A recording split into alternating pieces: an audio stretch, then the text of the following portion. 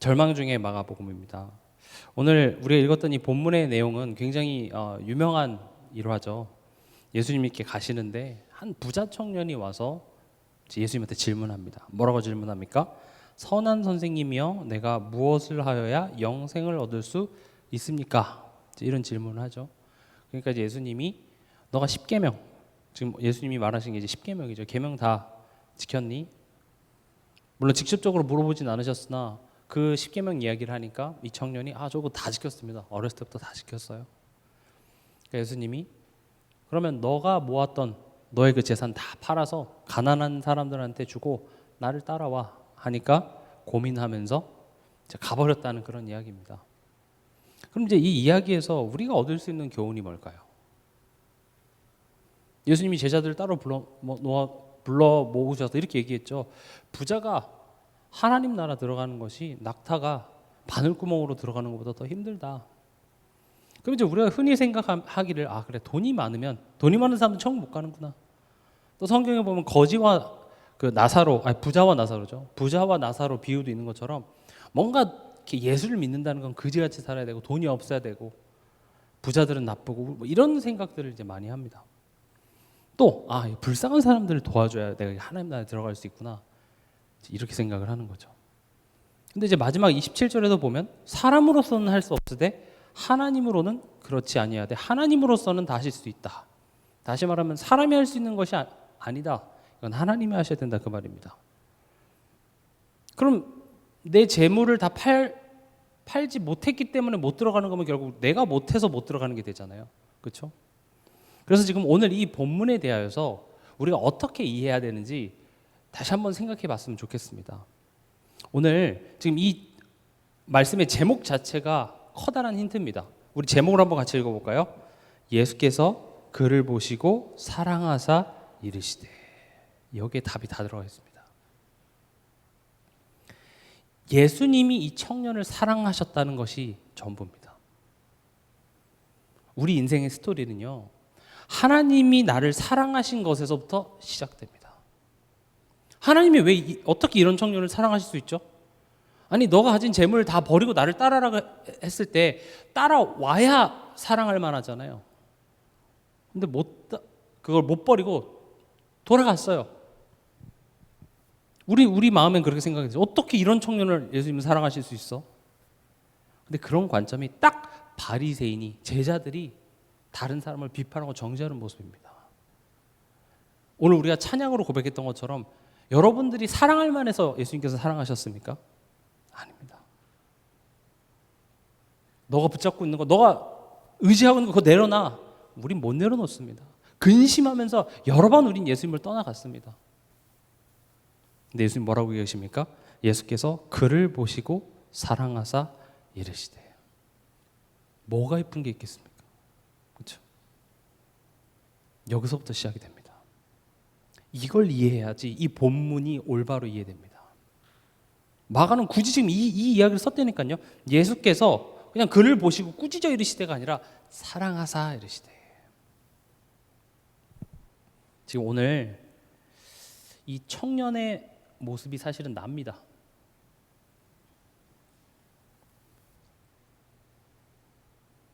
제가 지금 방금 설명드렸던 것처럼 하나님의 사랑으로부터 시작된 납니다. 꼭 기억하시기 바랍니다. 이번 주 수요예배 때도 말씀드렸죠. 하나님이 나와 함께 하신다라는 말은 내 인생을 살아가는 데 있어서 하나님을 기쁘시게 하면 하나님이 나를 도와주고 하나님한테 잘못하면 안 도와주는 그런 개념이 아니라 창세전에 그 기쁘신 뜻을 가지고 나를 택하시고 구원하시고 믿음을 주사 자녀 삼고 오늘 우리를 살려두신 것이 하나님이십니다.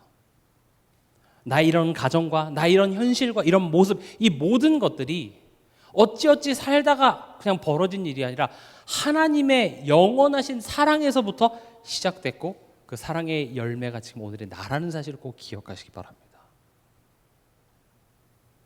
매우 중요합니다. 오늘 이 청년은 사랑할 만하지 않습니다. 우리는 이미 정답을 알고 있기 때문에 봐봐, 청년이 이래서 안 되는 거야. 지적은 할 수 있으나 우린 어떤 것을 보지 못합니까? 하나님이 그 청년을 사랑하셨답니다. 저도 어렸을 때부터 많이 설교 들었습니다.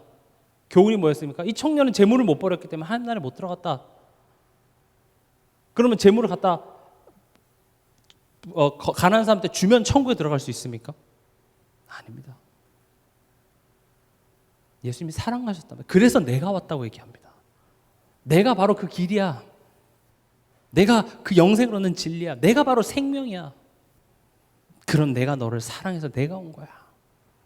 너가 율법을 아무리 지켜도, 아무리 성실하게 살아도 그것으로 회복될 수 있는 것이 아니야.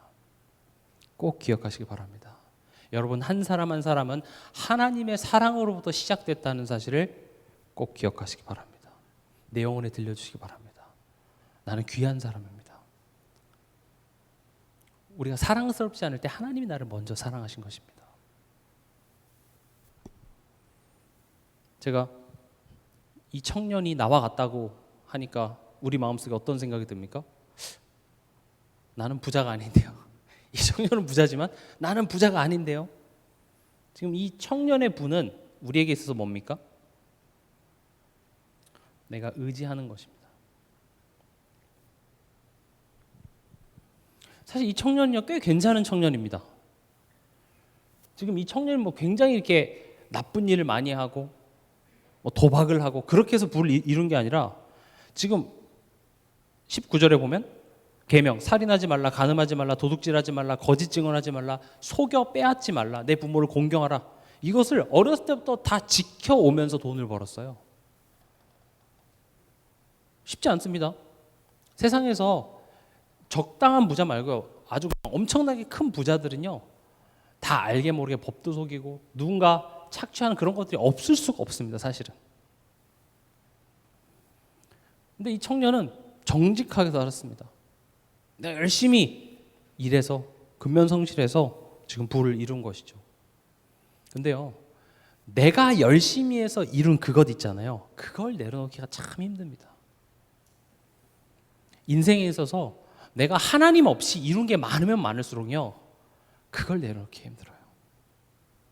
그래서 자수성가한 사람이라든지 뭔가 산전수전 다 겪고 내가 뭐 나의 어떤 사업체라든지 어떤 기업을 만드는 사람들일수록요, 자기의 그 고집, 자기의 신념 아무도 못 꺾습니다. 그래서 이따 뒤에도 부자가 하나님의 나라가 들어가기 힘든 이유가 부자라서가 아니라 내가 의지하고 내 경험, 내 어떤 신념, 이런 것들을 내려놓기 그만큼 힘들기 때문에 그렇습니다. 돈이 포인트가 아니라 내가 의지하는 것입니다. 너의 인생에 너가 맞다고 하는 그것 내려놓으라고 얘기합니다. 전 하나님께 내려놓을 수 있습니다 얘기하죠. 여러분들의 신앙생활 한번 보세요.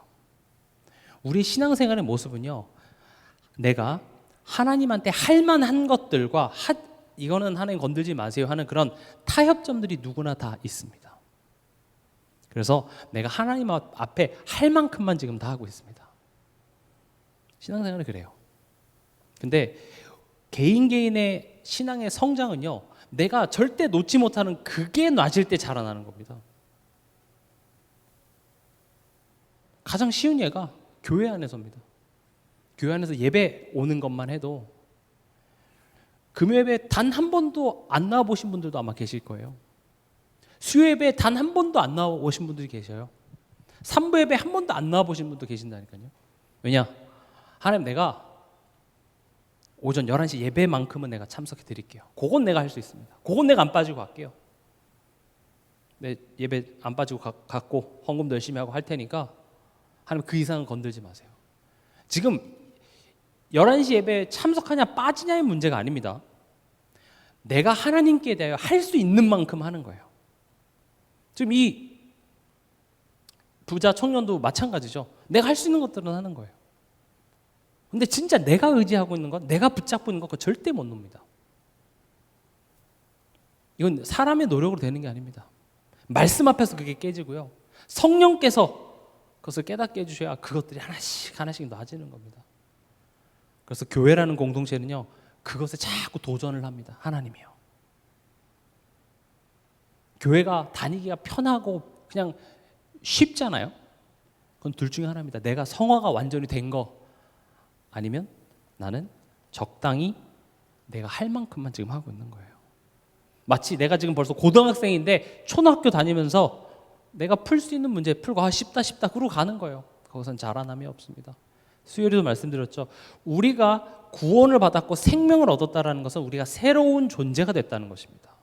전에는 우리가 어떤 존재였죠?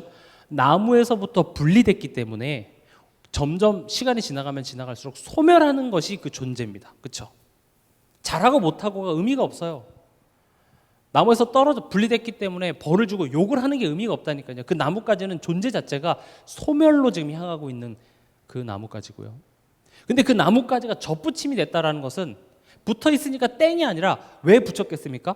자라나서 열매를 맺으라는 겁니다. 그래서 우리 신앙생활은 끊임없이 변화를 요구합니다. 너의 것을 내려놓으라고 얘기합니다. 하나님의 사람을 온전해지라고 이야기합니다. 우리의 방향성이 그렇게 새로운 존재가 됐다라는 것이죠. 그 중에서 가장 지금 성경이 강조하는 게 뭡니까? 네가 의지하고 있는 건 내려놔. 스스로에게 한번 돌아보시기 바랍니다. 나는 신앙생활을 어떻게 하고 있는가? 모두 다 그런 타협점들이 있습니다. 어려운 문제, 갈등 있잖아요. 하나님 왜 이런 어려운 문제 주셨죠? 왜 갈등 주셨죠?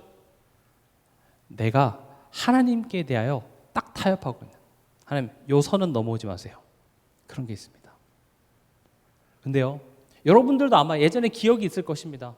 처음에 내가 복음 받고 막 뜨거웠을 때, 혹은 어떤 집회에 갔을 때, 어떤 찬양을 부르면서 여러분들 눈물의 고백을 하면서 주여 나를 사용하여 주시옵소서. 내가 진짜 주를 위해 살겠습니다. 그런 고백하신 적 있죠? 실수하셨습니다. 하나님은 지금 그 고백을 이루려고 지금 여러분들을 가만 놔두지 않는 겁니다. 하나님한테 코가 끼신 것입니다. 하나님의 자녀가 됐다는 것은요, 하루도 하나님께서는 가만 놔두지 않고 들 볶습니다. 일찍 일어나고 학교 가고, 마치 여러분들 자녀에게 하는 것처럼 똑같습니다. 여러분들의 그 뜨거웠던 그 고백을 하나님께서 지금 이루기 위해서 내가 놓지 못하고 내가 얽매였던 것으로부터 하나님 자꾸 우리를 분리해내십니다. 야곱한테 내가 널 이스라엘 되게 하겠다. 그리고 야곱이 놓지 못했던 나의 불신앙, 나의 인본주의, 이걸 자꾸 어떤 상황을 통해서 부닥치게 해서 그것을 내려놓게 합니다. 그것을 하기 위해서 누가 함께 계십니까? 성령이요. 제가 여러분들한테 그거 버리세요 한다고 버려지지가 않습니다. 참 징글징글하게 안 버려집니다. 아침에 만나 먹고 지금 구름 기둥과 불 기둥을 눈으로 보면서 하나님의 기적을 보면서도 불신앙했던 게 인간의 모습입니다. 본질상 진노의 자녀라는 말이 뭡니까? 우리의 본질 자체가 하나님을, 가만히 있어도 하나님을 진노케 하는 것밖에 하지 못하는 게 본질상 진노의 자녀입니다. 우리의 본질이 그렇습니다. 우린 답이 없습니다. 그래서 우리는 하나님의 은혜 아니면 안 됩니다. 예수 그리스도의 십자가의 보혈의 능력 아니고선 우린 답이 없는 인간입니다. 그걸 깨달으시기 바랍니다. 그걸 깨달아야 예수를 온전히 붙잡을 수 있습니다. 그래서 바울은 얘기합니다. 내가 약할 때 그가 온전하여진다. 세상 속의 현실 앞에 내가 할 수 있는 게 아무것도 없어요. 내 건강도, 내 삶도, 내 자녀도, 내 남편도, 내 아내도, 돈도 내가 할 수 있는 게 없습니다. 내 마음조차도, 내 생각조차도 내 힘으로 안 되는 참 나약한 존재라는 것을 하나님께서는 깨닫게 하시고, 그런 너를 내가 사랑하여 너를 구원하고 너를 인도하기 위해 내가 왔다. 하나님을 붙잡아야겠다 해서 붙잡아지는 게 아니라 내가 의지하고 있는 것이 하나님을 대신할 수 없다라는 것을 깨닫고 놀 때, 그때 온전히 하나님을 신뢰하게 되는 겁니다. 탕자가 아빠 재산 가지고 나름 그거 의지하고 갔는데 내가 의지하던 것들이 가뭄이 찾아오고 그런 상황 앞에서 아무런 힘을 발휘하지 못할 때, 그때 탕자는 아빠에게 돌아가야 된다고 생각을 한 것이죠. 그게 우리 삶에 계속 반복됩니다. 이것은 잘해서 복받고 못해서 벌받는 차원이 아니라 하나님이 하나님의 백성을 이끌어 가셨던 방법이기도 합니다. 하나님은 여러분들을 사랑하십니다. 기억하시기 바랍니다. 하나님은 나를 사랑하십니다. 우리 다 같이 고백해 볼까요? 하나님은 나를 사랑하십니다. 내가 잘해서가 아닙니다. 하나님이 사랑하셨기 때문에 내가 오늘 있는 겁니다. 오늘 이 밤에 여러분들 이 자리에 나온 것도 하나님이 사랑하셨기 때문에 나와 있습니다. 이 자리에 TV 앞에 계실 수도 있습니다. 지금 이 자리 앞에 친구들과 술잔을 기울이실 수도 있습니다. 그게 나쁘다 좋다가 아니라 하나님이 사랑하시는 자는 이 자리에 올 수 있는 겁니다. 하나님의 음성을 들을 수 있는 겁니다. 그렇죠? 하나님이 내 아빠이기 때문에 아빠 도와줘. 이게 복되는 것입니다. 성령이 하시는 일이 뭡니까? 우리 안에서 하나님을 아빠 아버지라 부르게. 성령이 아니고서는 하나님 아빠 아버지라 부를 수가 없습니다. 말로는 하지만 진짜 하나님을 아버지로 누리는 것 성령이 아니고서는 할 수 없습니다. 여러분의 힘으로 온 것 같습니까? 성령의 역사입니다. 성령이 내게 역사해서 오늘도 내가 이 자리에 나왔구나. 감사하시기 바랍니다. 오직 성령이 너에게 임하시면 너희가 권능을 받고, 어떤 권능입니까? 예배 자리에 나올 수 있는 권능입니다. 말씀을 들을 수 있는 권능입니다. 그 말씀이 그냥 성경의 이야기가 아니라 나를 향한 메시지로 들리는 권능입니다. 제가 어떻게 설득을 해야 여러분들을 설득할 수 있겠습니까? 안 됩니다. 성령이 역사하셔야 됩니다. 여러분들 오늘 말씀 듣다가 하나가 딱 꽂혀갖고 내 생각이 하나 바꿔서 돌아가면 그건 엄청난 성령의 역사입니다. 방언 안 해도 괜찮습니다. 병이 안 나와도 괜찮습니다. 그것이 진정한 성령의 역사입니다. 지금 이 청년은 이 모든 것을 다 가지고도 뭐가 부족하겠어요? 근데 예수님께 찾아왔습니다. 지금 예수님이 어떤 분이신지도 잘 몰라요. 근데 찾아와서 지금 예수님 앞에 무릎을 꿇고 예수님한테 내가 어떻게 하면 영생을 얻을 수 있습니까? 라고 앞에 설 수 있는 것 자체가 뭡니까? 하나님이 사랑하셨기 때문에 그렇습니다. 원인은 하나님이 나를 사랑하셨기 때문입니다. 문제가 생기고 어려움이 생겨서 못 살겠어서 말씀 운동이 시작됩니까? 하나님이 사랑하셔서 그렇습니다.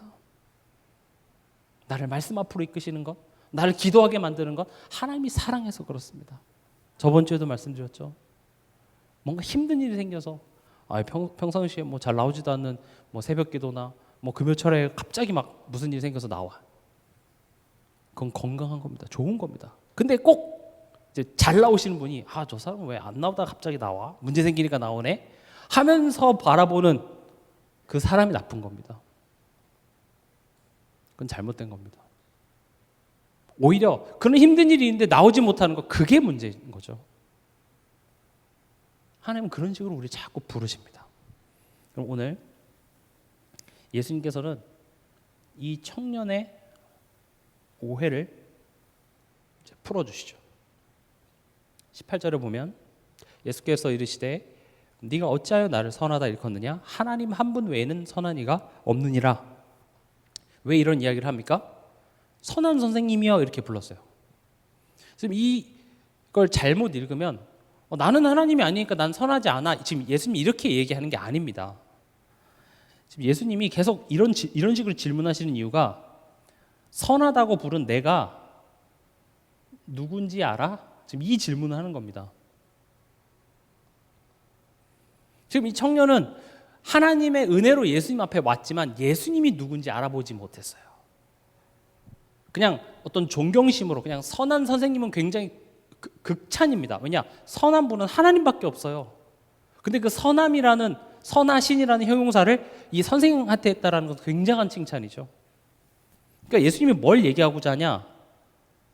선하신 분은 하나님밖에 없어. 그래서 내가 바로 선하신 하나님이야. 내가 그 하나님이야. 너 내가 하나님인지 알고 지금 그렇게 얘기하는 거야? 그걸 얘기하는 겁니다. 우리에게도 똑같이 질문합니다.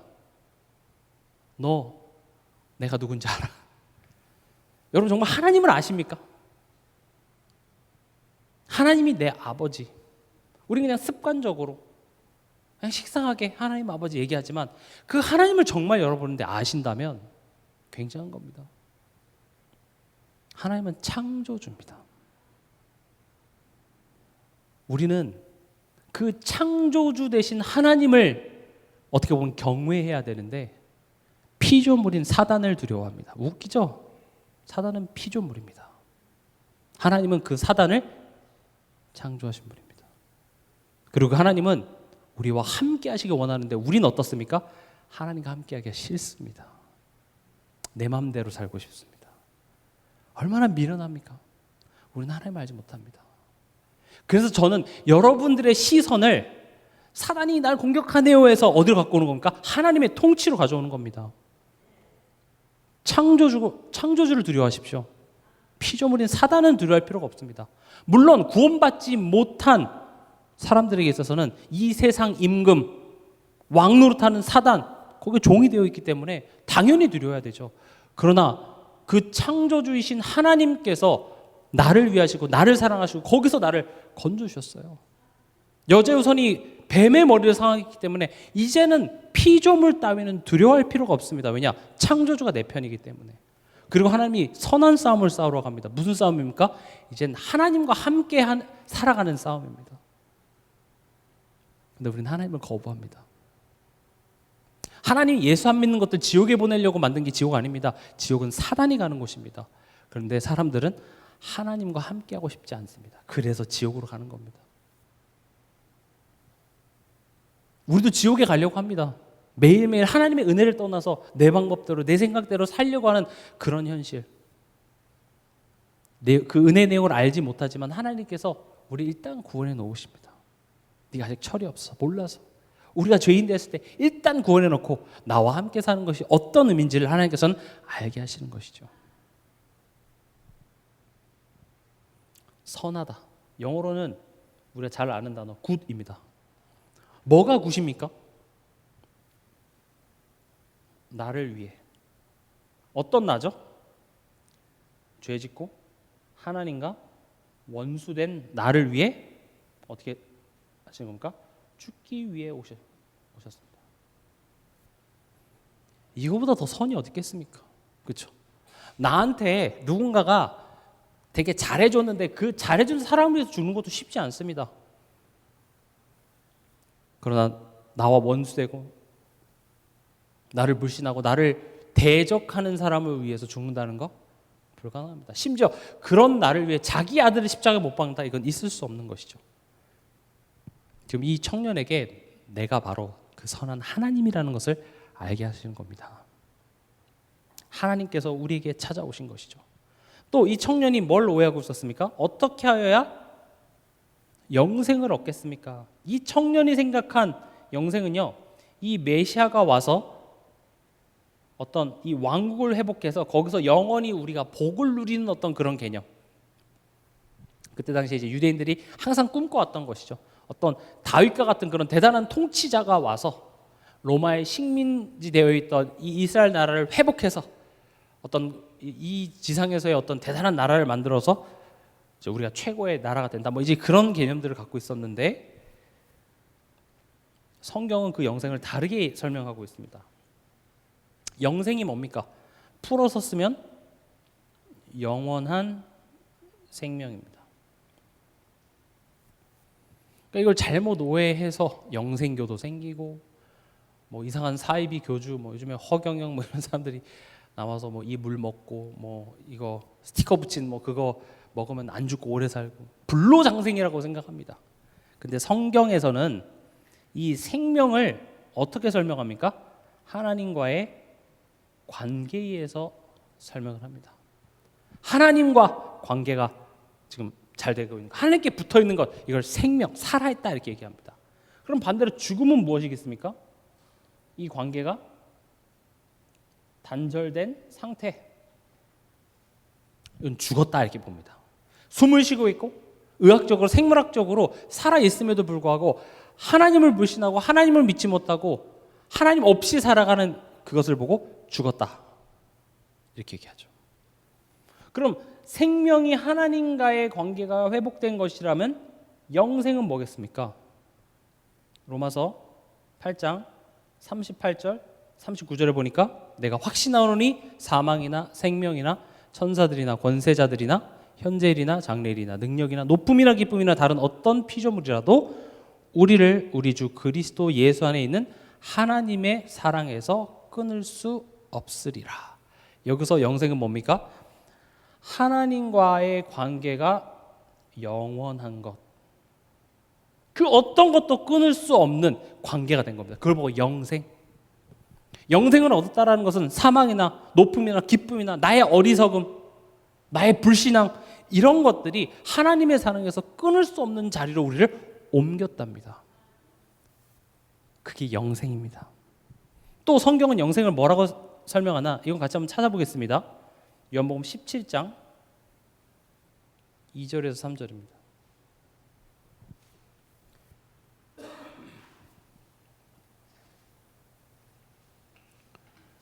요한복음 17장 2절에서 3절 같이 읽겠습니다. 아버지께서 아들에게 주신 모든 사람에게 영생을 주게 하시려고 만민을 다스리는 권세를 아들에게 주셨음이로소이다.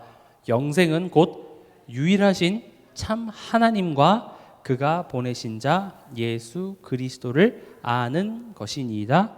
아멘.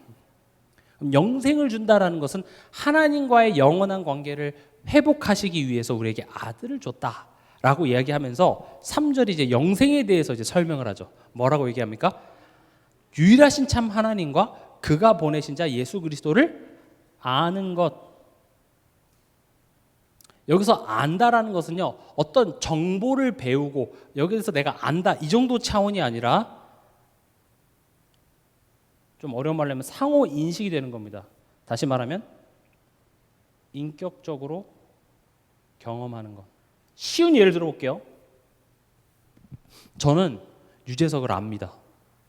근데 문제는 유재석은 나를 몰라요. 여러분 다 유재석 아시죠? 그렇죠? 뭐 유튜브나 TV 틀면 몇 채널 건너면 항상 누가 등장해요?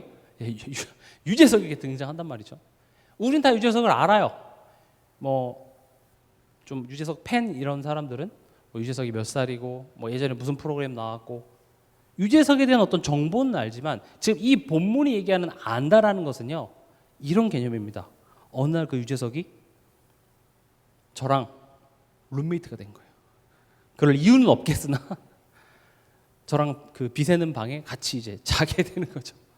거기 자면서 같이 밥도 해 먹고 같이 그냥 룸메이트처럼 살다 보면 어떻게 됩니까? 유재석이 나를 알고 나도 유재석 알고 아 유재석 씨는 밤에 코를 고시네, 이빨을 가시네, 서로 잠버릇도 알고 뭘 좋아하는지도 알고 그런 사귐이 있고 경험하는 것. 여기서 말하는 안다라는 것은 뭡니까?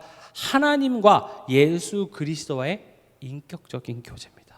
아, 하나님이 나에 대한 어떤 마음을 알고 내 삶 속에서 하나님이 나를 기쁘게 하시기 위해서 얼마나 열심히 신실하게 일하시는 하나님을 내가 삶 속에서 경험하는 것. 이것을 또 영생 이렇게 이야기를 합니다.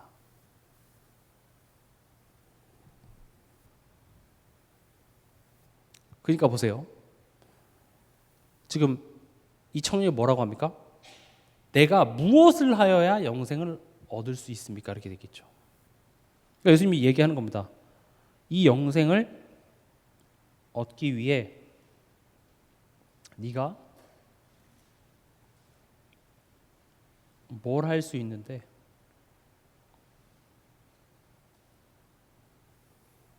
영생도 오해됐지만 영생을 얻기 위해서 뭔가 하면 된다라고 생각했습니다.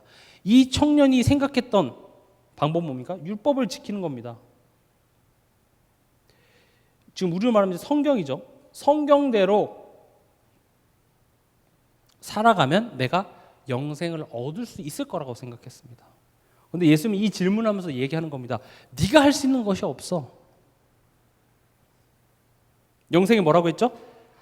하나님과 단절됐던 그 관계, 이게 회복되어지는 겁니다. 단절된 관계를 회복하기 위해서 뭐가 돼야 됩니까?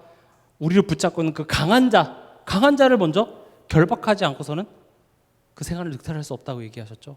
그 강한 자를 결박하기 위해서 창세기 3장 15절에 여자의 후손은 뭡니까?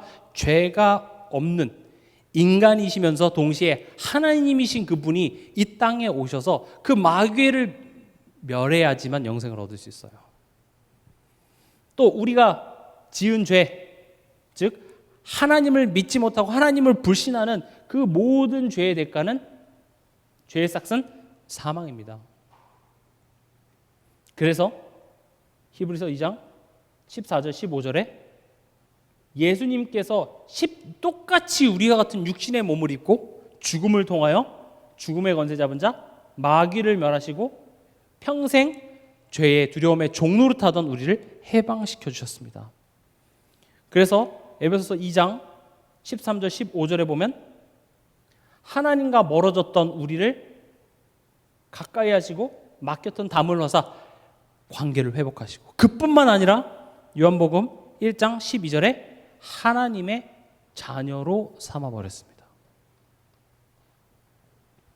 지금 이것을 어떤 인간이 할 수 있겠습니까? 이걸 해야 영생을 얻을 수 있습니다. 이걸 해야 하나님과 관계가 회복됩니다. 네가 뭘 할 수 있는데, 인간의 그 어떤 방법으로도 이걸 할 수가 없습니다.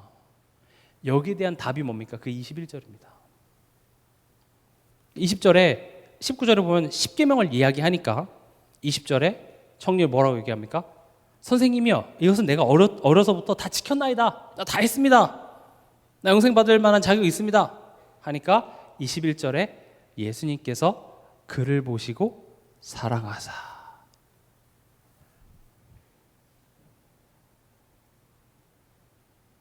이겁니다. 이거 하려고 그래서 내가 왔어. 너를 위해 죽기 위해 왔어. 그를 보시고 사랑하사. 이것으로 답합니다. 하나님의 사랑은 내가 널 사랑해 이렇게 말로 고백하는 것이 아니라 너를 위해 죽은 겁니다. 십자가입니다. 너를 위해 피 흘리게 위해 내가 왔어. 그가 찔리면 우리의 허물, 그가 채찍에 맞으면 우리가 나음을 얻고, 그가 징계를 받음으로 우리가 해방을 누리는, 그것을 위해서 예수님이 오셨다. 이게 바로 예수님이 말하시는 사랑인 것이죠.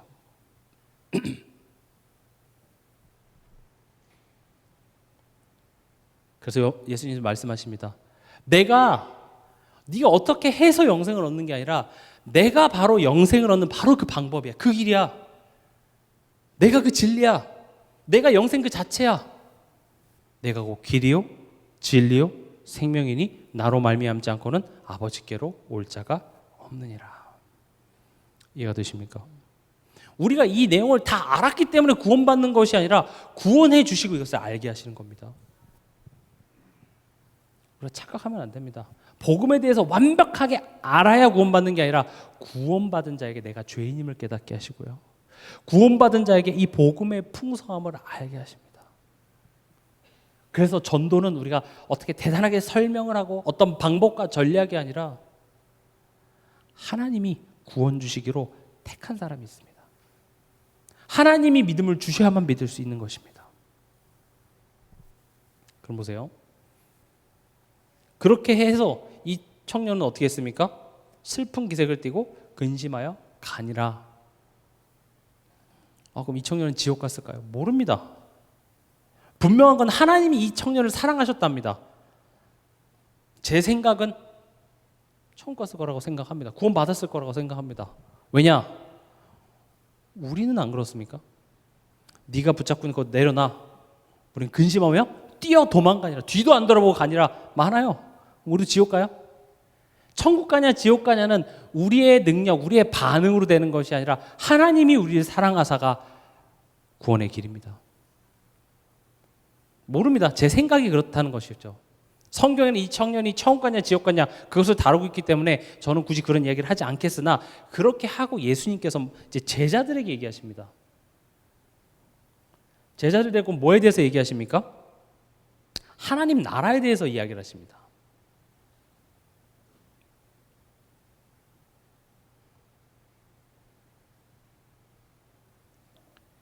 성경에는 이 하나님 나라라는 말이 많이 나옵니다. 그래서 하나님 나라에 대해서 우리가 분명히 이해해야 되는 게 두 가지가 있죠. 현세와 내세. 우리가 잘 아는 내세 가는 것은 죽어서 가는 천국을 의미하고요. 현세는 뭡니까? 하나님의 통치 속에 우리가 살아가는 겁니다. 하나님의 나라라는 말은 그의 통치 속에 우리가 살아가고, 하나님이 통치하시면 우린 거기에 그 하나님을 신뢰하고 순종해서 따라가는 삶, 이게 하나님의 나라입니다. 그럼 지금 이 맥락에서 부자가 하나님의 나라가에 들어가는 게 힘들다라는 말이 이 천국을 의미하겠습니까? 아니면 이 천국을 의미하겠습니까? 만약 죽어서 가는 천국이라면 재물을 다 팔아서 가난한 사람들한테 줘도 못 들어갑니다. 천국은 뭡니까? 돈으로 또 못 가요 하나님 나라. 우리가 천국을 가기 위해서, 즉 구원을 받기 위해서 우리가 할 수 있는 것은 없습니다. 근데 지금 예수님께서 그것을 다 팔고 나를 따르라 라고 얘기를 했죠. 그건 구원받은 성도가 이제는 그 하나님의 통치 속에 살아가는, 다시 말하면 구원 그 이후의 삶에 대해서 지금 이야기를 하십니다. 제자들에게 얘기하셨기 때문에. 그 삶의 내용은 뭡니까?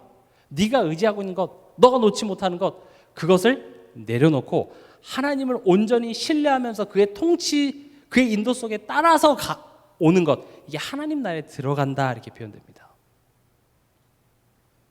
하나님 나라에 들어가는 것은요, 낙타가 바늘 구멍으로 들어가는 것보다 어렵습니다. 그 말은 불가능하단 말입니다. 그래서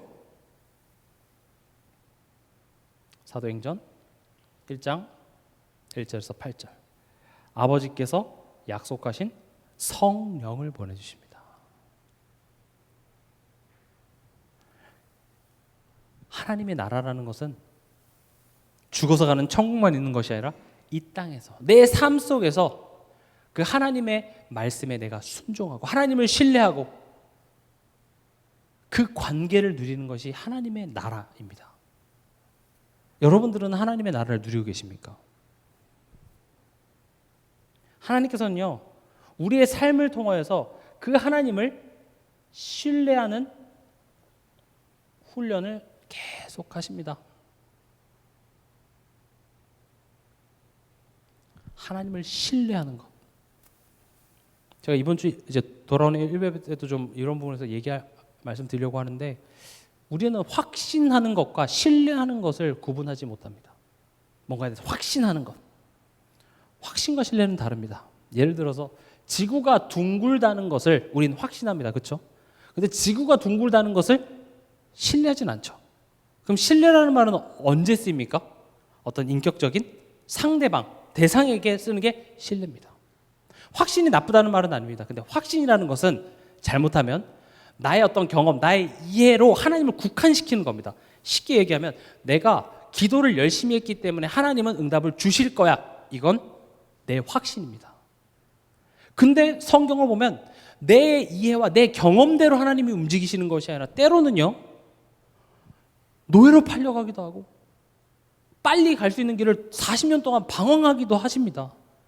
신뢰라는 것은 내가 다 이해할 수 없습니다. 내 지식으로, 내 경험으로 어떻게 갈지 내가 이게 뭐가 좋은 거야, 이게 뭐가 형통한 거야 싶으나 하나님이 선하시고 하나님이 내 삶 속에 신실이라는 게 뭐죠? 변하지 않고 항상 그 말씀을 성취하시는 하나님, 이게 신실하신 것이죠. 그 신실하신 하나님을 내가 신뢰하는 겁니다. 광야는 이 신뢰하는 훈련의 연속이었습니다. 상식적으로 이해가 되질 않습니다. 뭔가 줘서 한 달치 식량을 주고 뭔가 이렇게 확신할 수도 있어서 나를 안심시키는 게 아니라 하나님을, 그래서 확신은 대부분 자기 확신입니다. 내가 맞다고 생각하는 것, 내가 현장에서 겪었던 것, 내가 이런 말 하니까 사람이 이렇게 변하더라. 특히 사역자들이 빠지기 쉬운 오류입니다. 이렇게 전도하고 이렇게 현장 나가다 보면 그런 경험치를 가지고 그럴 거라고 생각합니다. 아닙니다.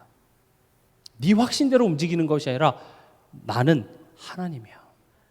바울이 자기 확신대로 2차 선교 여행할 때도 1차 선교 여행했을 때 부족했던 거 보완하고 나름 바나바와 싸워가면서 완벽한 어떤 멤버를 구성해서 갔는데 하나님이 막아요.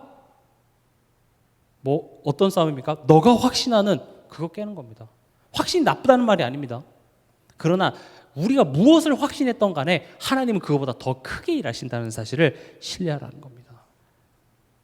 그래서 힘듭니다. 오히려 반대로 하나님을 신뢰해버리면 되게 간단한 문제인데 이게 신뢰가 참 안 돼요. 끊임없는 그 신뢰. 그래서 성령이 우리와 함께 하십니다. 성령이 하신 일이 뭐죠? 로마서 8장에 보면 하나님을 아버지라, 또 우리가 그분의 자녀임을 계속 기억하게 합니다. 하나님이 너의 아버지야. 너는 그분의 자녀야. 그게 성령이 하시는 일입니다. 또 성령이 하시는 일이 뭡니까? 우리가 자녀 정도가 아니라 상속자라는 사실을 알게 합니다. 이번 주 수요예배 때도 말씀드렸죠. 너는 유업을 받을 상속자야. 너는 가지에 붙어있는 원줄기에 붙어있는 정도가 아니라 너는 이제 자라나서 열매를 맺고 꽃을 피우고 울창해져서 숲을 이뤄야 되는 새로운 존재가 된 겁니다. 우리의 존재 자체가 그래서 그렇게 변화되는 새로운 존재가 된 것이죠. 상속자입니다. 이 신분을, 이 개념을 이해하지 못하면요, 왜 하나님 자녀인 나한테, 복음을 안다고 하는 나한테 왜 문제가 오고 왜 힘든 게 생기는지 이해가 되지 않습니다. 그것을 단순히 그냥 내가 뭔가 잘못해서 벌을 받고 내가 열심히 하지 못해서 벌을 받는 그런 개념으로 알게 되죠. 그래서 어떻게 하면 하나님을 좀 기쁘게 해야 할까? 그래서 기쁘게 하는 것으로 내가 원하는 걸 얻어내는 그런 값싼 종교 중에 하나쯤으로 생각하는데 아닙니다. 하나님은 우리를 자녀 삼으셨습니다. 우리를 자녀 삼으시고 그리고 유업 이을자로 그 상속자의 훈련을 시키시고 계신다는 것이죠. 근데 이걸 아무리 이야기를 해도 우리 알아듣습니까? 그래도 인정하지 못합니다. 그래서 우리를 위해서 기도하십니다. 우리가 마땅히 구해야 할 바를 알지 못합니다. 성령께서 우리를 위해서 기도해 주시고 우리를 어디 앞으로 이끄십니까? 말씀 앞으로 이끄십니다. 아까 제가 말씀드렸던 것처럼 여러분들 말씀 앞으로. 왜냐? 결국 믿음이 흔들리는 문제이기 때문에 그렇습니다. 믿음은 들음에서 나며 들려주시기 바랍니다. 사랑의 음성을 듣는 중에 천사들 왕래하는 것과 구속한 주만 보이도다. 무엇을 많이 듣느냐가 결국 나의 믿음이 되는 것입니다. 여러분들이 여러분들 생각 속으로 많이 했던 그 생각이 결국 나의 믿음이 됩니다. 그게 하나님을 신뢰하는 것과 계속 부딪히기 때문에 그게 힘든 것이죠. 그래서 우리는 내 몸을 처복종시켜서 말씀 듣는 자리로 와야 돼요. 사단은 어떻게든지 간에 그 자리로 가지 못하게 합니다. 머리로 거기에 대해서 이해하는 것과 실제로 알아서 그것을 실천하는 것은 아예 다른 문제가 됩니다. 어떻게 하면 서울대 가는지 여러분들에게 가르쳐드리면 여러분 이해할 수 있습니다. 그러나 그것을 이해하는 것과 그것을 실제로 여러분들이 실천하는 것은 다른 문제가 되듯이 신앙생활을 머리로 그 개념을 이해하는 것으로 믿는다고 생각하지 마시기 바랍니다. 그래서 신앙생활은 머리로 이론적으로만 있는 것이 아니라 하는 겁니다. 도전해야 돼요. 그래서 아까도 말씀드렸다시피 스스로 한번 돌아보세요. 내가 하나님께 대하여 신앙에 있어서 적당히 타협점을 두고 있는 것이 무엇인지를 한번 점검해 보시고 그걸 도전하시기 바랍니다. 난 여기까지 하나님. 요건 건들지 마세요. 지금 요 정도 경계선 딱 좋거든요. 하나님, 요 정도 스페이스는 같이 유지하시죠가 아니라 어떤 문제가 생기고 갈등이 생겼을 때 아 그래 요걸 무너뜨리시는 거구나. 그리고 하나님께 온전히 한번 들어가 보십시오. 하나님이 어떻게 역사하시는지 꼭 체험해 보시기 바랍니다. 말씀을 맺겠습니다. 오늘 말씀의 제목 예수께서 그를 보시고 사랑하사 이르시되. 저는 우리 아까 불렀던 그 찬양 다시 한번 부르면서 오늘 이 내용이 정리되길 바랍니다. 이 시간 그 찬양으로 우리 고백하기 원합니다.